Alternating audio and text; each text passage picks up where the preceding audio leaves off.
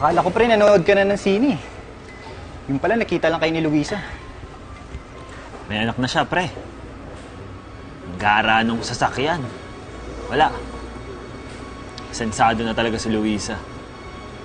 Baka nakapangasawa ng kano. Di ba sabi mo nag-Amerika yun? Hindi ko alam eh. Alam mo, ang dami ko rin tanong. Pero sigurado ako si Luisa lang makakasagot nun.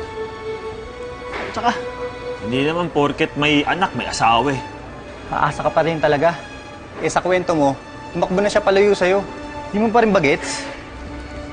At kung may anak na siya, ano yun? Aakuin mo yung anak ng iba? Hindi ang tama mo, pre. Siguro nga. Sa'yo.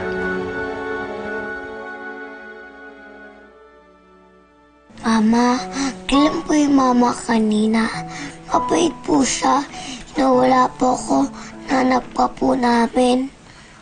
Sinabi ko sa'yo, huwag kayo hihiwalay sa akin. Yan, tuloy muntik ka na mawala. Anong sabi ng mama? Diba sabi ng mama, pag nangyari yun, huwag ka sasama kahit kanino. Dapat lalapit ka sa guard, tapos sasabihin mo yung pangalan mo o kaya yung pangalan ng mama. Ronan Ignacio. Luis Ignacio. Turo mo sa akin, mama mo, kapag nakita mo, ha? Opo!